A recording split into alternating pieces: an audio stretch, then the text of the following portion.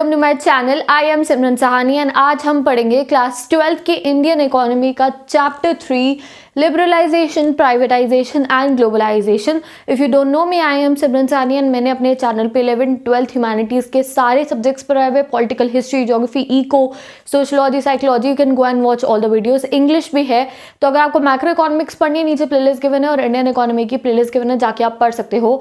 और इस चैप्टर के और मैक्रो के any subject of humanities you want notes, तो handwritten 1 marker differences each and every study material is there on my Instagram ID पे जाओगे, डिस्क्रिप्शन बॉक्स में नोट्स का लिंक मैं डाल दूंगी, जाके बस स्क्रीनशॉट लो। They are in a very good language, आपको बहुत आसानी से इंडियन इकोनॉमी के वो नोट्स लर्न हो जाएंगे। क्वेश्चन आंसर्स भी है, 1 मार्कर भी है, सो जो इंस्टाग्राम चलाते हैं वो जाके उसको देख लें, ठीक है। तो let's start the video. First thing, I know that Indian economy बच्चों को बहुत डिफिकल्ट लग रही है। I have seen the response, but डरने की कोई ज़रूरत नहीं है। इंडियन इकोनॉमी बिल्कुल मुश्किल नहीं है। मुश्किल आप उसको बना देते हो, and I am telling you मुश्किल कैसे होती है, when you go towards other books. आपको अगर इंडियन इकोनॉमी पढ़नी है तो जो स्कूल से आपकी एनसीईआरटी लगी है बस उसी पे ध्यान दो, बिकॉज एनसीईआरटी में बहुत प्रिसाइज लिखा होता है और बस उतना ही हमें पढ़ने की जरूरत है। खोल के बैठनी है अपनी।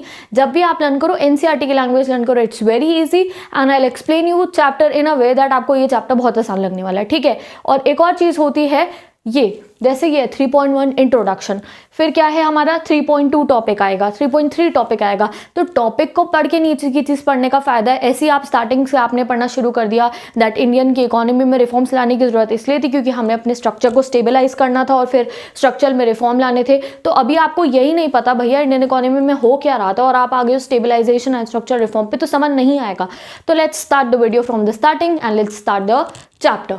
तो 3.1 पढ़ाते हैं हम आपको चैप्टर का। इंट्रोडक्शन देखते हैं हम चैप्टर का, दैट सिंस इंडिपेंडेंस, अभी हमने लास्ट 2 चैप्टर्स में पढ़ लिया। अंग्रेज आए, हमारी बहुत ज़्यादा बुरी हालत करके चले गए, we were not self sufficient, खाना तक नहीं रहा हमारे पास खाने को। तो Jawaharlal Nehru and many other leaders decided कि हम अपनी मिक्स्ड इकोनॉमी चलाएंगे। मिक्स्ड इकोनॉमी में क्या था, कैपिटलिज्म एंड सोशलिज्म दोनों की कुछ चीज़ें हमने इकट्ठी कर ली थी, अच्छी अच्छी बातें लिख के पेपर पे कर ली, और हमने इंडिया को उस तरीके से चलाया। और एक जो सबसे इंपॉर्टेंट फीचर था मिक्स्ड इकोनॉमी का, जो हमने लास्ट चैप्टर में पढ़ा 1950 1991 से लेकर इकोनॉमी में, उसमें हमने ये पढ़ा कि बहुत ज़्यादा जो लाइसेंस राज था वो हो गया था, जो इस चैप्टर के लिए इंपॉर्टेंट है। क्या हुआ था, जितनी भी इंडस्ट्रीज उन पर लाखों भर के क्या लगे हुए थे, लाइसेंसेस। कोई अपनी मर्जी से नई इंडस्ट्री खोल नहीं सकता, नया प्रोडक्ट नहीं लॉन्च कर सकता, ये नहीं डिसाइड कर सकता कि वो अपना प्रोडक्ट कितने में बेचेगा। ना ही हम बाहर के देश से, हमारी इकोनॉमी स्टैग्नेट यानी कि जमी हुई रुकी हुई क्यों थी, क्योंकि हमने अपने दरवाजे बंद कर रखे थे, खुद कर रखे थे। जैसे तुम अपने घर का गेट बंद कर दो, भैया मैं बाहर वालों को नहीं आने दूंगा, तो ऐसे ही इंडिया ने करा था, अपने घर के गेट बंद कर रखे थे कि हम बाकी के किसी देश से ट्रेड नहीं करेंगे। अब वो क्यों भैया, हमें डर था, क्यों, क्योंकि ईस्ट इंडिया कंपनी ट्रेड के बहाने आई और हमारे को लूट के ले गई थी। तो इसीलिए कुछ समय तक हमने अपने दरवाजे बंद रखे। बट जब आप अपने आप को सिक्योर करके रखते हो तो कोई ना कोई प्रॉब्लम तो आएगी। फिर हमारे ऊपर प्रॉब्लम आई, देन हमने घर का गेट खोल दिया। तो ये हमने इस चैप्टर के अंदर पढ़ना है। तो this is the first, like आप जैसी बुक खोलोगे यही बता रखा है आपको। जो स्कॉलर्स होते हैं, स्कॉलर मतलब कि बड़े बड़े इकोनॉमिस्ट, बड़े बड़े जो लोग होते हैं जो सब पूरा देश वेश चलाते हैं, वही लोग, तो उन्होंने क्या कहा कि देखो ये जो हमारा मिक्स्ड इकोनॉमी का मॉडल था, कुछ इसके सपोर्ट में थे और कुछ इसके खिलाफ थे। तो ये आपके 1 मार्कर क्वेश्चन में आपको पता है केस स्टडी आ रही है। अब की बार पेपर का पैटर्न चेंज है, पुराने ढर्रे पे चैप्टर को नहीं पढ़ना है। अब केस स्टडी आ रही है, आपको ऐसे आएगा दैट स्कॉलर्स के व्यू लिखे आएंगे and then you have to tell that which view was better. क्या इंडिया ने सही में मिक्स्ड इकोनॉमी अपना के ठीक करा या नहीं करा, इस टाइप के आपको क्वेश्चंस आएंगे, ठीक है। तो एक स्कॉलर का व्यूज क्या थे कि ये जो कंट्रोल और रेगुलेट करी हमने इकोनॉमी, कंट्रोल किया, इंडस्ट्रीज को कंट्रोल करा, रेगुलेट करी, इसकी वजह से जो इकोनॉमिक ग्रोथ है वो हैम्पर यानी कि कम हुई है, स्टैग्नेट और स्टॉप हुई है। और कुछ इकोनॉमिस्ट थे जो कहते थे कि नहीं ये करना इंडिया के लिए ज़रूरी था। तो 2 व्यू पॉइंट्स थे। पहला क्या था कि कुछ कहते थे कि ये जो मिक्स्ड इकोनॉमी का हमने मॉडल चलाया है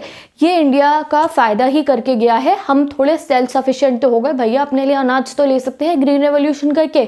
but there are certain people जो कहते हैं इसने इंडिया की जो ग्रोथ का प्रोसेस है उसको हैम्पर यानी कि बेकार कर दिया है, ठीक है। तो यही सब बातें हम आगे इस चैप्टर में डिस्कस करेंगे। तो फर्स्ट व्यू वाले कौन से थे, जिन्होंने कहा कि ग्रोथ हैम्पर हो गई, एंड सेकेंड व्यू वाले कौन से थे कि इसने इंडिया का इंडस्ट्रियल मॉडल अच्छा कर दिया। हमने एटलीस्ट कुछ बेसिक इंडस्ट्रीज तो लगा ली थी, लाइसेंस था तब भी, एंड इंडिया एग्रीकल्चर में सेल्फ सिक्योर हो गया था। तो मिक्स्ड इकोनॉमी के मॉडल लाने के 2 क्या सोच विचार थे लोगों के, एक ने कहा कि हैम्पर हो गई ग्रोथ एंड दूसरे वालों ने क्या कहा कि हैम्पर हुई तो हुई, कोई दिक्कत नहीं है, इंडस्ट्रीज भी बन गई हमारे यहाँ, एग्रीकल्चर में हमें फूड सिक्योरिटी भी आ गई। भैया फिर क्यों हमें न्यू इकोनॉमिक पॉलिसी लाने की जरूरत पड़ी?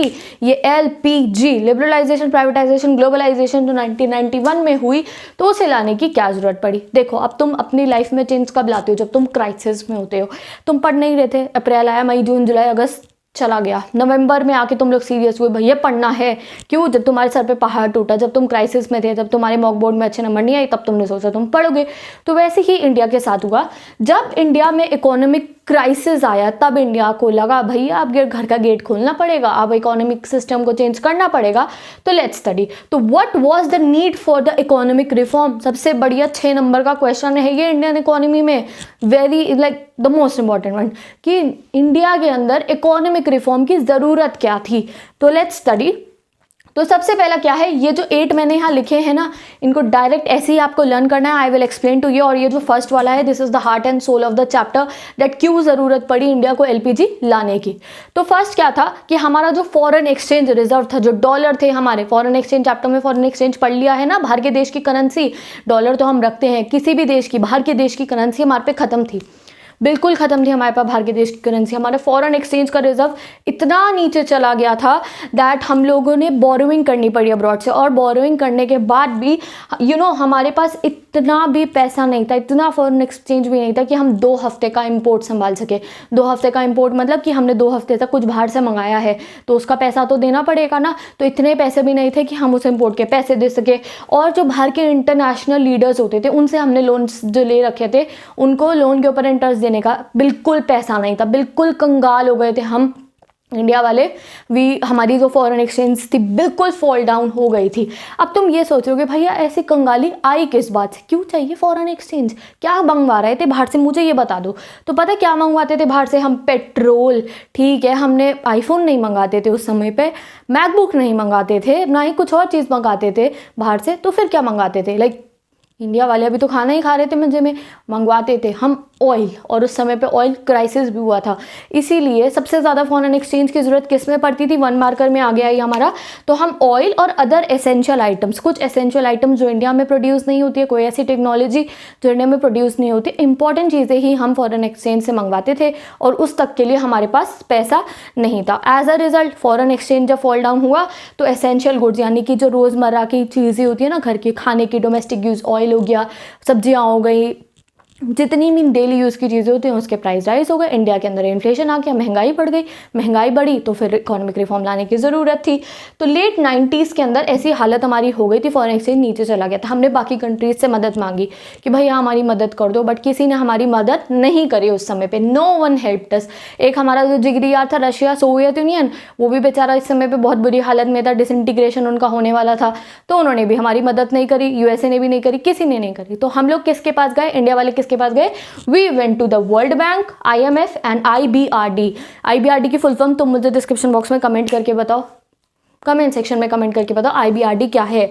बुक के अंदर लिखा हुआ है इंटरनेशनल बैंक, बताना आगे का, ठीक है मुझे। तो IBRD, world bank and IMF, हम इनके पास गए जी हमारी मदद करो, हमारे पास तो फॉरेन एक्सचेंज है नहीं। तो IBRD ने हमें और इन तीनों ने हमें लोन दिया, $7 बिलियन डॉलर का लोन इंडिया से लिया, ठीक है। लोन देने के बाद इन्होंने हमारे सामने कुछ कंडीशंस रखी।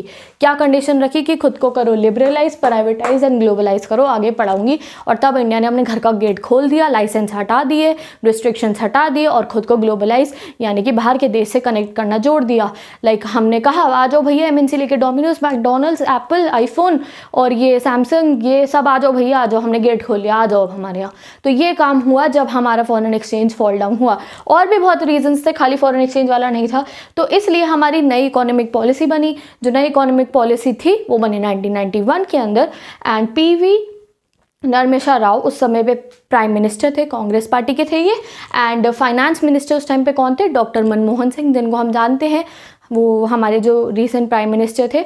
तो उन दोनों ने मिलकर हमारी न्यू इकोनॉमिक पॉलिसी रिफॉर्म बनाई 1991 का, ये लिबरलाइजेशन, प्राइवेटाइजेशन एंड ग्लोबलाइजेशन इन दोनों की निगरानी में चला था। 1 मार्कर के लिए आपको याद रखना है, ठीक है। तो अब और क्या रीज़न थे? एक रीज़न था इकोनॉमिक पॉलिसी लाने का कि हमारा फॉरेन एक्सचेंज डाउन जा रहा था। उसके अलावा और कौन से रीजंस थे?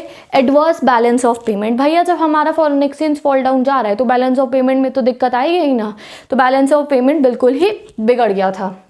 Next was mounting fiscal deficit as government expenditure grew faster than the revenue. हमने फिस्कल बजट पढ़ा था ना, अपना फिस्कल डेफिसिट्स पढ़े थे बजट के अंदर, तो वही हुआ, गवर्नमेंट का खर्चा ज़्यादा हो रहा था। लाइक गवर्नमेंट को उस समय पे सब कुछ गवर्नमेंट के हाथ में था, इंडस्ट्री भी वो भी, तो हमें गवर्नमेंट स्कूल भी दे रही है, हॉस्पिटल भी दे रही है, रोड्स भी बनवा रही है, डैम भी बनवा रही है, इतना गवर्नमेंट का खर्चा हो रहा था और गवर्नमेंट की कमाई नहीं हो रही थी। क्यों? क्योंकि उस समय पर लोग गरीब होते थे, टैक्स नहीं मिल रहा था गवर्नमेंट को इतना, सब्सिडी गवर्नमेंट ज़्यादा दे रही है, टैक्स गवर्नमेंट को मिल नहीं रहा, तो हमारा फिस्कल डेफिसिट हो गया। नेक्स्ट क्या हुआ? Rise in prices, low investment.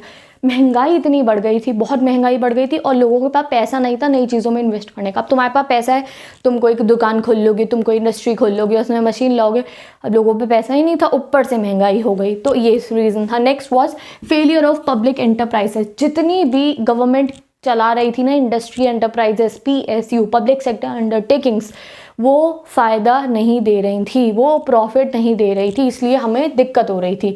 Gulf crisis increases the crude oil prices. Gulf crisis हुए थे, गल्फ में वॉर हुआ था, गल्फ रीजन में, तो वहाँ पे वॉर हुआ, क्राइसिस हुए वहाँ पे, तो वहाँ पे पेट्रोल का दाम बढ़ गया।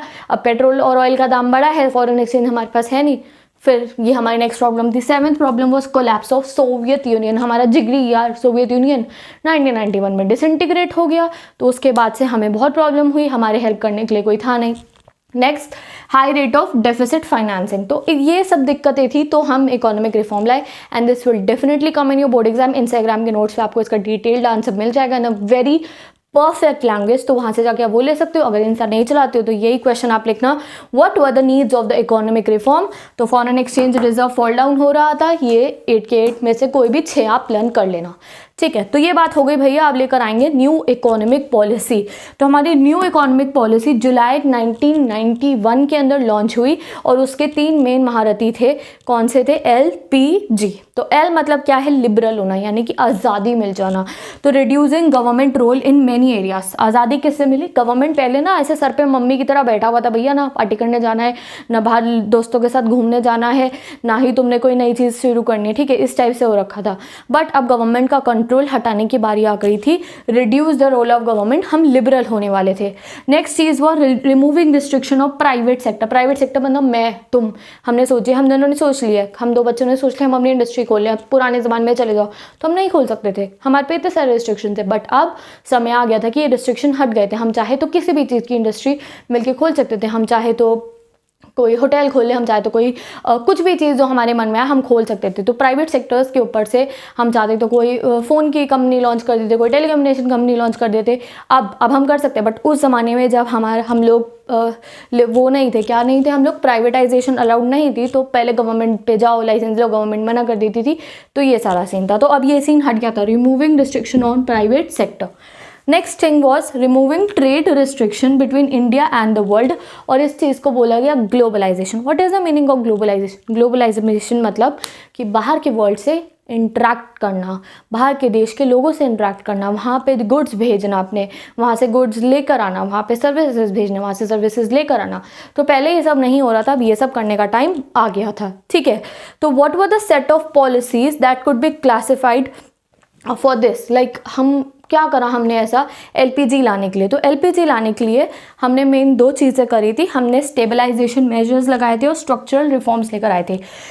तो स्टेबलाइजेशन मेजर्स कैसे थे? देखो इंडिया की हालत ख़राब थी, बता दिया मैंने, फॉरेन एक्सचेंज नीचे ज़्यादा था, बड़ी ही दिक्कत में हो रखे थे हम लोग। तो इसीलिए सबसे पहले हमने शॉर्ट टर्म पे फोकस करा। अब भैया तुम्हारे घर में प्रॉब्लम आ रही है, बहुत दिक्कत हो रही है, तो पहले तुम अभी की प्रॉब्लम निपटाओगे ना, बात की थोड़ी निपटाओगे कि तुमने आगे चल के क्या करना है, नहीं। तो जो हमारे मुंह के आगे प्रॉब्लम पड़ी थी, ऑन द स्पॉट जो प्रॉब्लम थी, उनको पहले सॉल्व करने की कोशिश की गई और उसको बोला गया शॉर्ट टर्म, ठीक है। तो स्टेबलाइजेशन मेजर्स में शॉर्ट टर्म रिफॉर्म्स लाने की हमने कोशिश करी। लाइक जो हमारा BOP ये जो बिगड़ रहा था उसको ठीक करने की कोशिश करी, और जो हमारा फॉरेन एक्सचेंज रिजर्व डाउन जा रहा था उसको ठीक करने की कोशिश करी। और वो किस तरीके से करी, हमने डिवैल्यूएशन ऑफ आवर करेंसी करी, रुपये की वैल्यू को डाउन कर दिया। Next thing was stabilisation measure में अभी भैया बीओपी संभालने की हमने शॉर्ट टर्म रिफॉर्म्स रहे। अब स्ट्रक्चरल रिफॉर्म, स्ट्रक्चर मतलब जो इंडिया का स्ट्रक्चर था, ये नीचे इंडिया की फाउंडेशन नींव को सुधारना था भैया। गलती तो नींव में थी ना, तभी तो इतनी हम लोग प्रॉब्लम में आ गए थे। तो हमें अपनी नींव को सही करना था। तो लॉन्ग टर्म रिफॉर्म्स के अंदर हमने क्या कहा कि हमें इकोनॉमी की एफिशिएंसी बढ़ानी है। एफिशिएंसी मतलब कि हमें काम करने की जो काबिलियत है उसको बढ़ाना है। कोई इंडस्ट्री खोल रही है, कोई एग्रीकल्चर है, या फिर हमारी जो टर्शरी सेक्टर है उसकी एफिशिएंसी बढ़ानी है, प्रोडक्टिविटी बढ़ानी है, यानी कि हमें प्रॉफिट मिले उनके through. And next thing was कि हमें इंटरनेशनल कॉम्पिटिशन लेकर आना है। एक और बड़ी गड़बड़ थी हमारी फाउंडेशन, हमारी नींव के अंदर, हमारे स्ट्रक्चर के अंदर, दैट जो भी इंडस्ट्री थी जैसा माल था वो बना रही थी, जैसे गुड्स बन रहे थे बना रही थी, कोई कॉम्पिटिशन नहीं था। बट अगर आप अभी की बात देखो तो there are lot of competition. हमारे पास एक पेन लेने के लिए भी इतनी सारी चॉइसेस होती है, उस समय पे नहीं थी भैया, एक ही पेन आ रहा है, सबको वही लेना है। तो कोई बेकार भी बना रही थी इंडस्ट्री तो उसको कोई कुछ कह नहीं सकता था। बट अब इंटरनेशनल कंपटीशन का टाइम आ गया था। अब हर कोई पेन की कंपनी लॉन्च कर देगा अपनी, इतने सारे जब हमारे पास चॉइसेस होगी तो कंपटीशन बढ़ेगा। तो कंपटीशन लाने से प्रोडक्ट की एफिशिएंसी बढ़ेगी, प्रोडक्ट की क्वालिटी बढ़ेगी, समझ रहे हो ना। तो इसलिए हम लोग क्या लेकर आए, हमारी LPG। तो स्ट्रक्चरल रिफॉर्म में क्या आता है, LPG एफिशिएंसी बढ़ाना, इंटरनेशनल कंपटीशन लेके आना, और स्टेबलाइजेशन मेजर्स में हमने अपनी BOP को संभालने की कोशिश करी। और जितना इन्फ्लेशन हो रहा था, महंगाई बढ़ी थी, उसको कंट्रोल करने की कोशिश करी। और जितने भी डेफिसिट आ रहे थे हमारे बजट के अंदर उसको ठीक करने की कोशिश करी। तो स्टेबलाइजेशन मेजर है short term reform, and structural reform है लॉन्ग टर्म वाले, जिससे पूरे इंडिया का फाउंडेशन सेट हुई, तभी तो हम आज इतने मज़े में रह रहे हैं। ठीक है, तो विद दिस हमारा half of starting of the chapter is completed. Now we will do liberalisation, then we will do privatisation, and then we will do the globalisation. तो अब हम आ गए हैं अपने LPG के L पे, यानी कि लिबरलाइजेशन के ऊपर। इसकी जो डेफिनेशन है एग्जाम में किसी ना किसी तरीके से आएगी, इधर इन वन मार्कर, इधर in fill in the blanks, any way 6 marker में भी आ सकता है आपको फुल लिबरलाइजेशन एक्सप्लेन करने को। तो लेट्स स्टडी द लिबरलाइजेशन। तो it refers to the removal or reduction of government control and restriction from various sectors of economy। तो हमें रिस्ट्रिक्शन हटाने थे, जितनी भी रोक टोक लगा रखी थी गवर्नमेंट ने, अब वो गवर्नमेंट वो रोक टोकों को हटा देगी। ठीक है, सिंपल सा ये मतलब है। And next thing was need for industrialisation and put an end to the licence system. अब हमें इंडस्ट्रियलाइजेशन को बढ़ावा देना था, इंडिया का जो सेकेंडरी सेक्टर है इंडस्ट्रीज को बढ़ावा देना था, और जितने भी लाइसेंस लगा रखे थे, जितनी रिस्ट्रिक्शंस थी उनको ख़त्म करना था। ठीक है, तो अब हम फर्स्ट ऑफ ऑल पढ़ेंगे इंडस्ट्रियल सेक्टर्स रिफॉर्म। ठीक है, तो बिफोर 91 क्या था एक बार याद कर लेते हैं, जो हमने लास्ट चैप्टर में पढ़ा था। दैट लाइसेंस चाहिए होता था अगर किसी को फर्म स्टार्ट करनी है, इंडस्ट्री स्टार्ट करनी है। सपोज करो मैं चली गई हूँ 1950s वाले एरा में और मुझे इंडस्ट्री स्टार्ट करनी है, तो मुझे लाइसेंस लेना पड़ेगा। मुझे इंडस्ट्री बंद करनी है तो गवर्नमेंट से पूछना होगा। अगर मुझे इंडस्ट्री की ब्रांच बढ़ानी है, यानी कि बड़े एरिया में करनी है, तो गवर्नमेंट से पूछना पड़ेगा। और ज़्यादा ही उसको फैलाना है, उसके अंदर नई नई टेक्नोलॉजीज़ लेकर आनी है, तो गवर्नमेंट से पूछना पड़ेगा। ठीक है, एंड जो प्राइवेट सेक्टर था वो काफ़ी सारी इंडस्ट्रीज़ में अलाउड ही नहीं था। टेलीकम्युनिकेशन एक सबसे इंपॉर्टेंट एग्जांपल है। टेलीकम्युनिकेशन एनीवन को, जैसे आज के टाइम पे there is Reliance, there is Jio, there is Airtel, there is Vi, तो इतनी सारी कंपनीज है। बट उस समय पे ओनली BSNL एंड एक आध और थी। ठीक है, तो अलाउड ही नहीं था दूसरी कंपनीज़ को टेलीकम्युनिकेशन में आना। काबिलियत थी उनमें आने की, बट प्राइवेट सेक्टर को अलाउड नहीं था। Next was some goods were reserve only for small sector, यानी कि कुछ ऐसे बास्केट हो गई, शर्ट हो गई, कुछ छोटी छोटी सी चीज़ें स्मॉल सेक्टर इंडस्ट्रीज़ के लिए रिजर्व कर रखी थी एम्प्लॉयमेंट जनरेट करने के लिए। बट अब स्मॉल सेक्टर प्रोड्यूस कर रही थी तो वो छोटी अमाउंट में होती थी, फिर महंगाई बढ़ती थी। तो अब इन सब जो ये हमने रिस्ट्रिक्शंस लगाए थे, इनको हमें कैंसिल करना था। तो रिफॉर्म क्या आया, लेट्स स्टडी। काफ़ी लंबा टॉपिक है आपका ये लिबरलाइजेशन। तो इसके इंडस्ट्रियल रिफॉर्म पढ़ते हैं, फिर बैंक में क्या रिफॉर्म आए, फिर टैक्सेस में क्या रिफॉर्म आए, वो सब हम पढ़ेंगे। तो रिडक्शन इन इंडस्ट्रियल लाइसेंस, सबसे पहले तो लाइसेंस हटा दिया, यानी कि अगर मुझे इंडस्ट्री खोलनी है तो मुझे जाके लाइसेंस नहीं लेना पड़ेगा, किसी मिनिस्टर के पास नहीं जाना पड़ेगा, जी साइन कर दो। ठीक है, बस कुछ ऐसी चीज़ें थी जिसमें लाइसेंस अभी भी लेना पड़ता था। That was alcohol, cigarettes, hazardous chemical, यानी कि कोई भयंकर से केमिकल बना रहे हो आप जिनसे तुम अपनी लैब में खेलते थे 9th-10th के अंदर, electronics, aerospace, drugs and pharmaceuticals. तो बस इन जो इंडस्ट्रीज़ थी हमारी, ये 1 2 3 4 5 6 7 8 इन 8 इंडस्ट्रीज़ के अलावा तुम्हें जो खोलना है वो खोल लो, खुली छूट है, कोई लाइसेंस लेने की ज़रूरत नहीं है। Next thing was these reservation of public sector. As I told you that private लोगों को अलाउड ही नहीं था इंडस्ट्री खोलना। तो डी रिजर्वेशन मतलब कि जितनी भी पब्लिक सेक्टर की इंडस्ट्रीज थी उन सबको बेच दिया गया, सबको किसी न किसी प्राइवेट सेक्टर को दे दिया गया, except defence, atomic and railways. बस ये 3 चीज़ें थी जो सिर्फ और सिर्फ गवर्नमेंट के हवाले थी, यानी कि गवर्नमेंट के अलावा कोई और इस सेक्टर में नहीं घुस सकता था। और अभी भी रेलवेज, एटॉमिक एंड डिफेंस, ठीक है। तो ये 3 चीज़ें थी जो बस पब्लिक सेक्टर के पास थी, बाकी सब हमने डी रिजर्व कर दिया था, यानी कि प्राइवेट वालों को दे दिया था, भैया संभालो, अब हमसे नहीं हो रहा। Third thing was the reservation of small scale industries. अब पहले स्मॉल स्केल इंडस्ट्रीज़ को उठाया जा रहा था, अपलिफ्ट करा जा रहा था, क्योंकि वो एम्प्लॉयमेंट जनरेट करती थी, बट अब उनको भी साइडलाइन कर दिया कि भैया बड़ी बड़ी इंडस्ट्रीज़ को लाने का टाइम आ गया है। And the last was removal of price control. अब ये प्राइस कंट्रोल क्या है? यस, पहले अगर कोई प्रोडक्ट लॉन्च होता था तो उसका प्राइस के लिए भी गवर्नमेंट से पूछना पड़ता था, अगर जो गवर्नमेंट चाहेगी वो प्राइस रखना पड़ता था, बट अब जो प्राइस था उसके ऊपर से कंट्रोल हट गया था। जो इंडस्ट्री है, जो फर्म है, जो बिजनेस कंपनी है, उसकी मर्जी है वो कितना प्राइस रखेगी। तो फ्री मार्केट हो गई थी, फ्री इकोनॉमी, जिसकी मर्जी है उतना प्राइस रखो।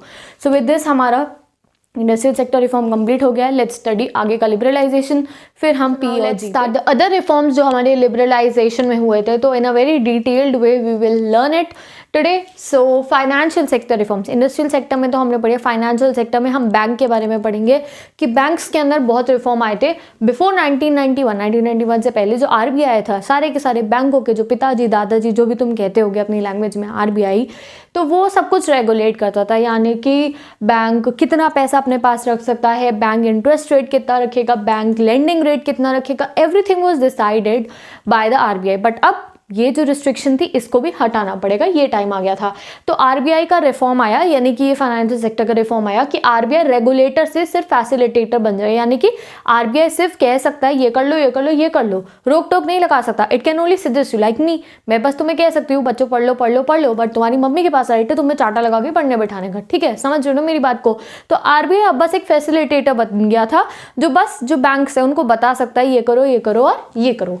नेक्स्ट थिंग क्या हो गया कि बहुत इंपॉर्टेंट चीज जो थी दैट RBI के बिना, RBI को कंसल्ट करे बिना जो बैंक्स थे वो कुछ डिसीजंस अपने ले सकते थे। Next thing was establishment of private sector bank, private sector के बैंक पब्लिश हुए। Now tell me the name of some of the private banks. आपको पता होगा प्राइवेट बैंक में आपके पापा का अकाउंट भी हो सकता है, तुम्हारा भी हो सकता है, so tell me the names. Next, branches could be extended.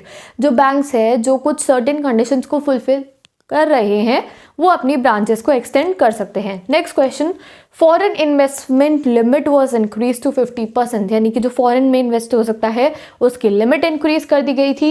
And foreign institutional investor, यानी कि म्यूचुअल फंड्स हो गए, मर्चेंट्स हो गए, उनको अलाउड हो गया था अब कि वो आके इंडियन मार्केट के अंदर अब इन्वेस्टमेंट कर सकते हैं। तो foreign institutional investors were allowed in India as it is, you have to write this in your answers. Third आते हैं हम टैक्स में रिफॉर्म्स है, डायरेक्ट इनडायरेक्ट टैक्स दोनों में ही रिफॉर्म है। पहले हमारी टैक्स ज़्यादा होता था, टैक्स की लिमिट ज़्यादा थी, तो इसीलिए लोग टैक्स इवेजन करते थे, यानी कि मतलब कि टैक्स बचा लेते थे, ब्लैक मनी कुछ ऐसा कुछ करते थे कि उन्हें टैक्स ना देना पड़े, ठीक है, तो बचते थे वो लोग टैक्स देने, क्योंकि टैक्स बहुत ज़्यादा भरना पड़ता था, तो इसलिए टैक्स की लिमिट्स को कम कर दिया गया। Continuous reduction in the taxes on individual income, यानी कि कोई कितना जितना भी वो कमा रहे हैं उस पर जो टैक्स लिमिट है उसको कम कर दिया, सो दैट अगर कम टैक्स देना होगा तो लोग उसे देने में खुश होंगे, और अगर ज़्यादा टैक्स होगा तो लोग टैक्स इवेजन करेंगे, यानी कि बचेंगे टैक्स देने से। तो इसलिए टैक्स की लिमिट कम कर दी गई, both direct and indirect tax. The rate of the corporate tax was also reduce, corporate tax जो कंपनीज को, बड़ी बड़ी फर्म्स को देना पड़ता है, उसको रिड्यूस करा गया, सो दैट बढ़ावा मिले लोगों को न्यू कंपनीज इंडस्ट्रीज खोलने के लिए। And third was the reform in the indirect tax, सबको पता होगा, तो कॉमन नेशनल मार्केट को में गुड क्वालिटी के प्रोडक्ट्स लाने के लिए, कंज्यूमर गुड्स को बढ़ाने के लिए जो रिफॉर्म्स आया इनडायरेक्ट टैक्सेस के अंदर भी आया।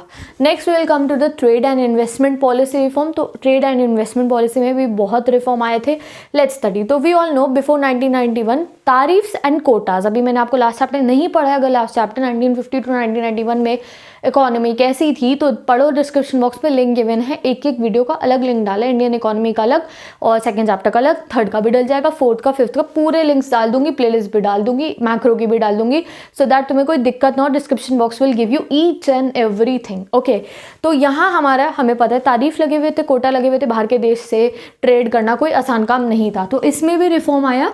Restrictions on import and exports दोनों को डिसमेंटल यानी कि हटा दिया गया, इम्पोर्ट और एक्सपोर्ट के ऊपर से रिस्ट्रिक्शंस को। Second thing was reduction on the तारीफ रेट। तारीफ पता है आपको, tax on import and export, उसको कम कर दिया गया। एक्सपोर्ट और इम्पोर्ट की ड्यूटीज भी कम कर दी गई, ड्यूटी कम कर दी गई। क्यों कम कर दी गई? सो दैट कंपटीशन आए। मैंने आपको बताया पहले कंपटीशन नहीं होता था ना, तो क्वालिटी जो होती थी गुड्स की वो बेकार होती थी। अब जब 100 लोग कंपटीशन में आ गए तो हर एक को चाहिए था भैया हम अच्छा प्रोडक्ट बनाए तभी हमारा प्रोडक्ट बिकेगा। Removal of licence procedure for import, यानी कि इम्पोर्ट करने के लिए पहले बहुत लाइसेंसिंग प्रोसीजर्स होते थे तो उसको अबॉलिश कर दिया गया। Licensing was abolished accept in the case of hazardous industry, यानी कि जो एनवायरमेंट को इफेक्ट कर रही है इंडस्ट्रीज उनको छोड़ के बाकी सब पे इम्पोर्ट लाइसेंसिंग हटा दी गई थी। And one thing more important जो आपके 1 मार्कर में आएगी अब की बार, आ सकती है like 90%, quantitative restrictions on import of manufactured consumer goods and agriculture products was removed in April 2001, यानी कि जो restrictions लगे हुए थे कंज्यूमर गुड्स और एग्रीकल्चर प्रोडक्ट के ऊपर वो कब हटे? वो हटे अप्रैल 2001 के अंदर, तो इस डेट को आपको याद रखना है। तो यहाँ पे हमारा लिबरलाइजेशन वाला टॉपिक कंप्लीट हो गया है and now I am ending to this video. तो अब मैं आगे आपको privatisation and globalisation next video में पढ़ाऊंगी। ऐसे ही हम जल्दी से उस चैप्टर को कंप्लीट कर लेंगे, आगे के चैप्टर्स को कंप्लीट करके Indian economy would be completed. अगर वीडियो अच्छी लगी है तो इस वीडियो को शेयर कर देना अपने सारे क्लासमेट्स के साथ में। And if you want to study macro economics तो प्लेलिस्ट गिवन है, इंग्लिश पढ़नी है प्लेलिस्ट गिवन है, psychology, political, geography, history, sociology, तो कोई भी अगर आपको सब्जेक्ट पढ़ना है 11th 12th ह्यूमैनिटीज़ का तो जाकर डिस्क्रिप्शन बॉक्स में प्लेलिस्ट में से आप देख सकते हो। And if you want to attend the revision batch of history, political, English and even I will start of economics also, macro economics का revision batch I will start, तो description box में I will tag the playlist, so go and check it. वहाँ से जाके आप सारे के सारा अपना रिविजन भी कर सकते हो, चैप्टर्स भी पढ़ सकते हो। So let's end today video, और इंस्टाग्राम से जाके आप नोट्स ले सकते हो। Bye bye, take care and do your self study.